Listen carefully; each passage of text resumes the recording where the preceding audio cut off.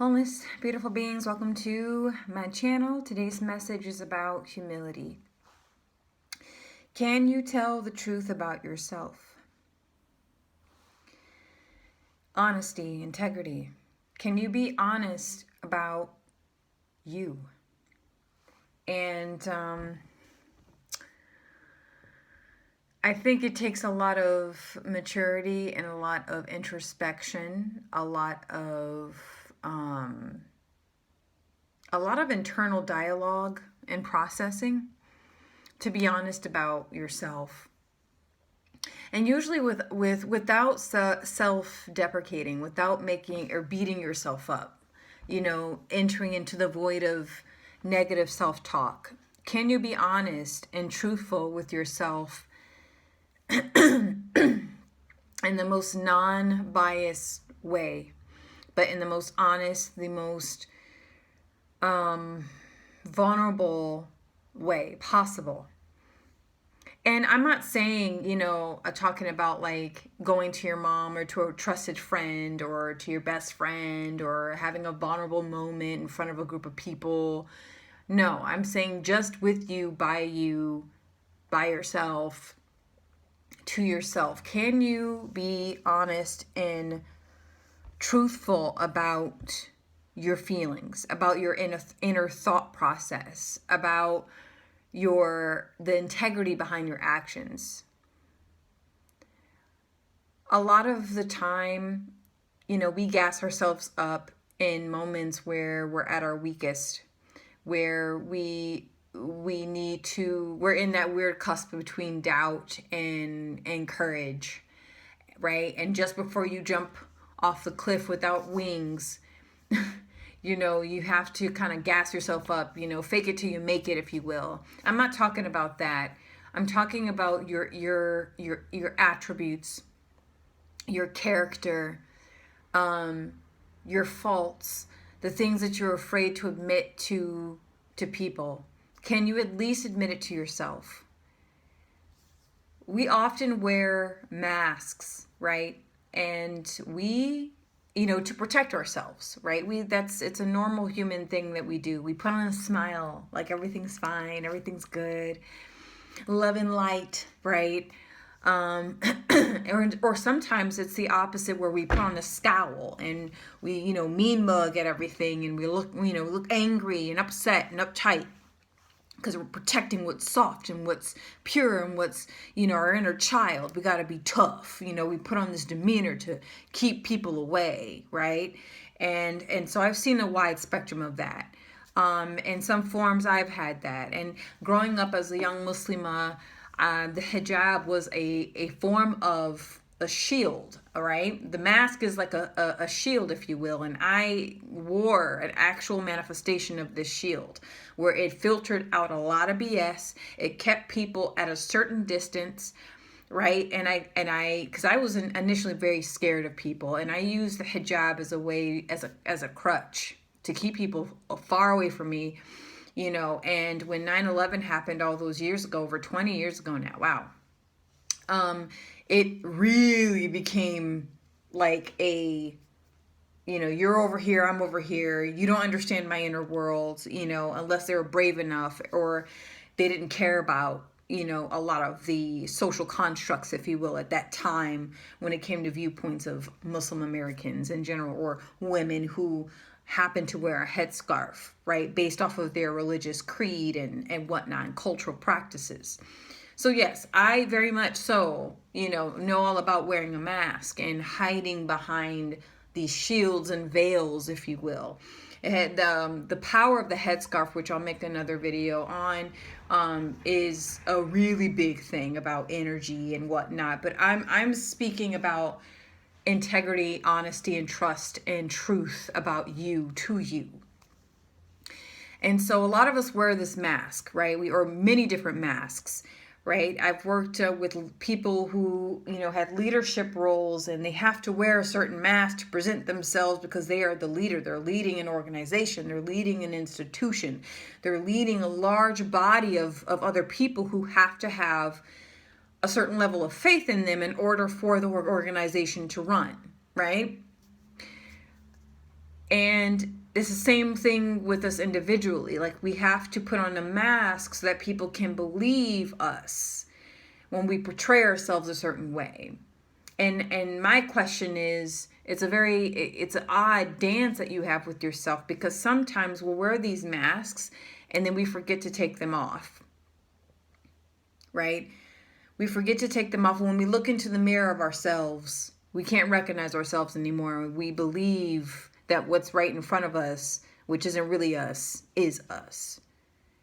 And so, can you tell the truth about your shortcomings? Can you tell the truth about what's behind the mask? Can you tell the truth about, your things that you're incompetent in, things that you are in, or you don't have much confidence in?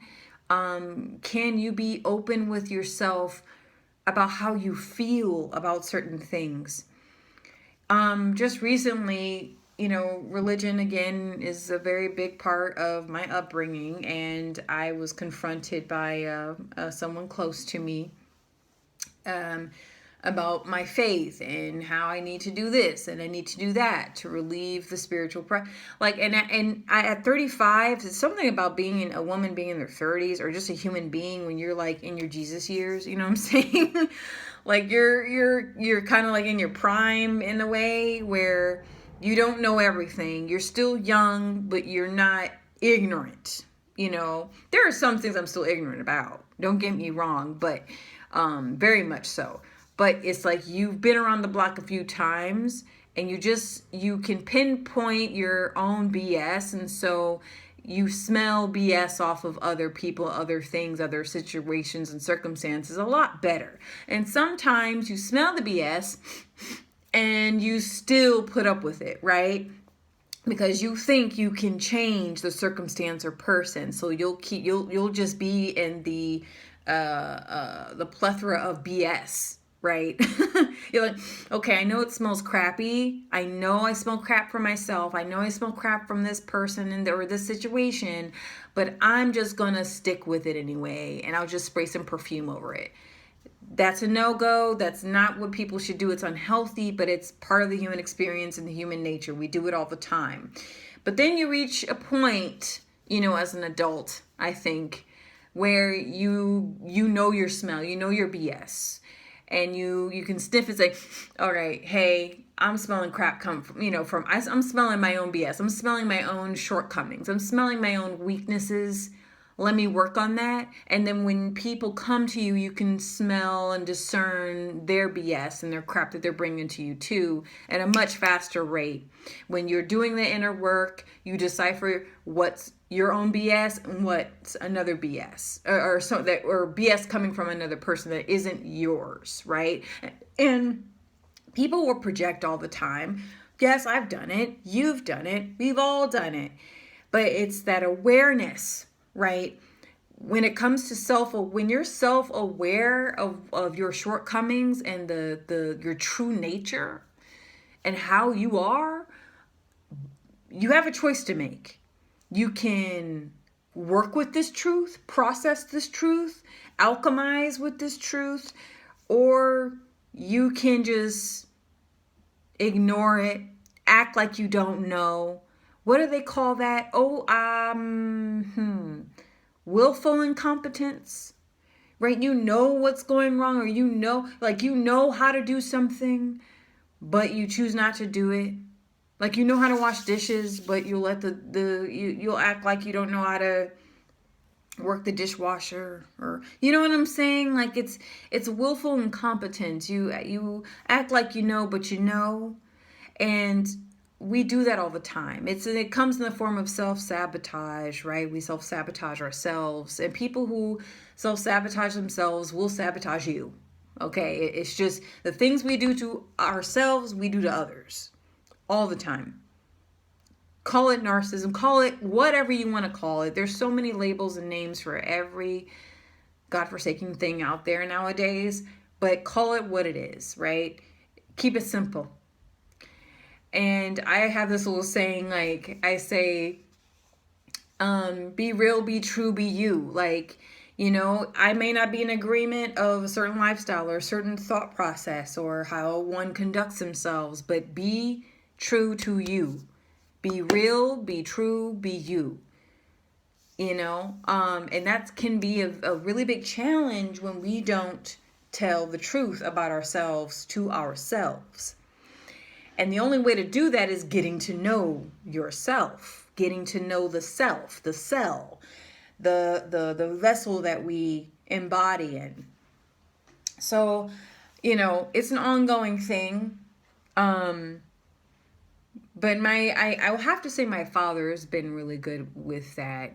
It's very difficult though. It's a fine line because you don't want to you don't want to deconstruct yourself to the point where you're nitpicking and you're saying, oh, well, I'm really bad at this, I'm really bad at that, because that can also create a very negative energy vortex where you begin to devalue yourself and your self-esteem decreases.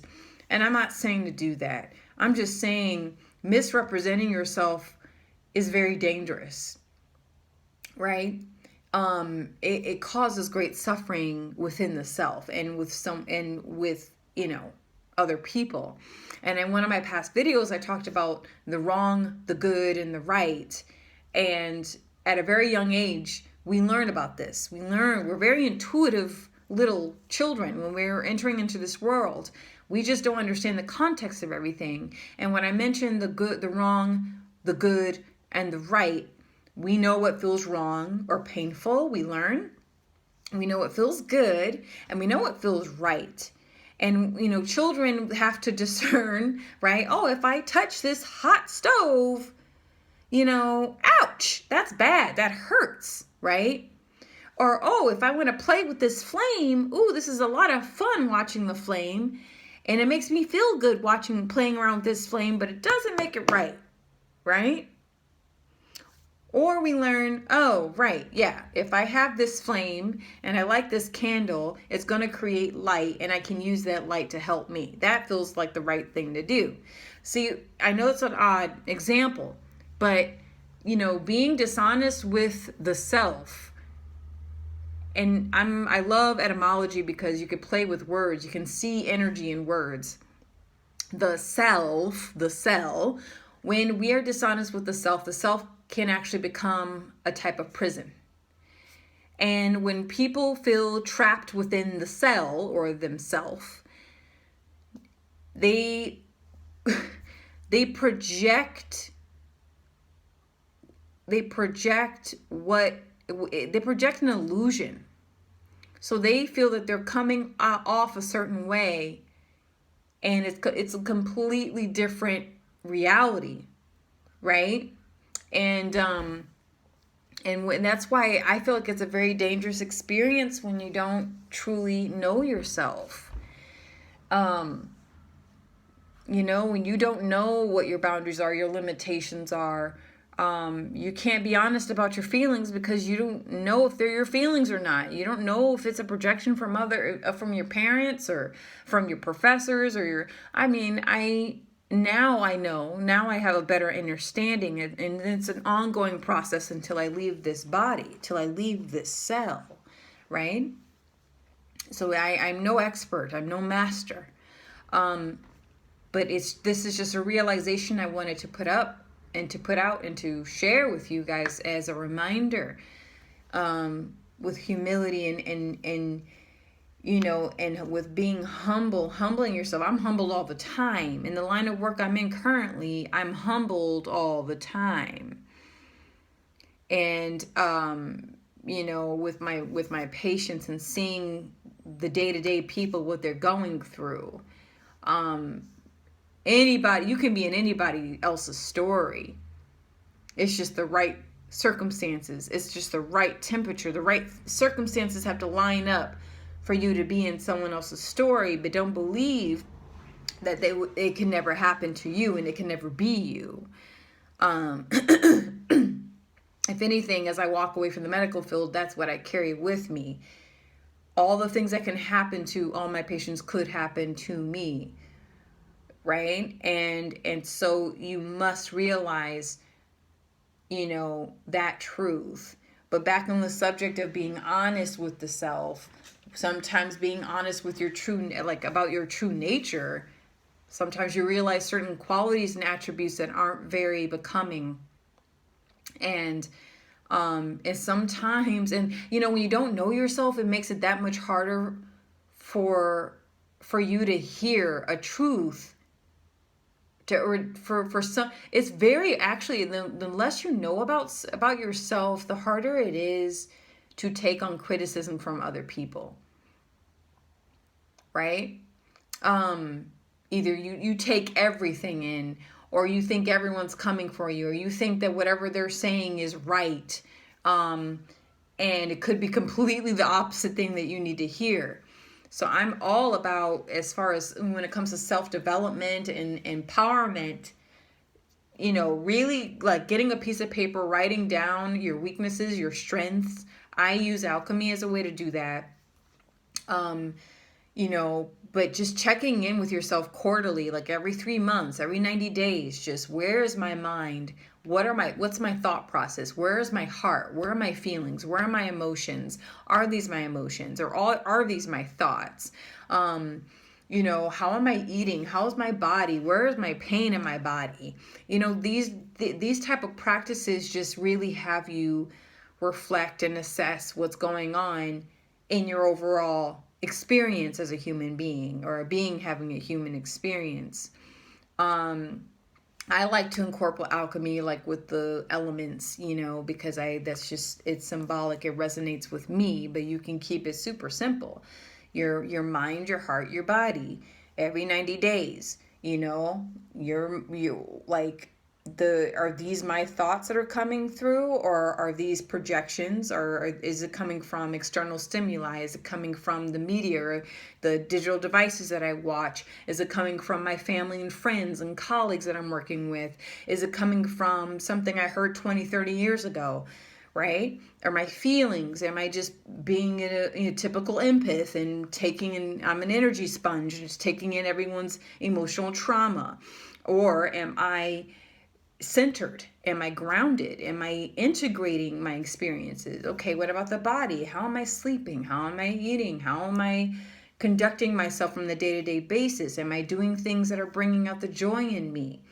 This is a practice that when you get into with the energy vortex, which I like to call for short for electromagnetic field, but your energy field, right? All living things have it, okay? But when you do this, it allows you to kind of open that door of truth, open that door of honesty with you. And it gets you more in tune with your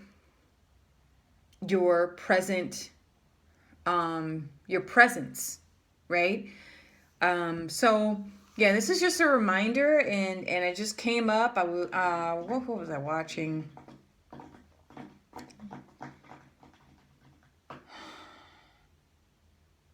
I think the guy, yeah, actually it was Tucker Carlson.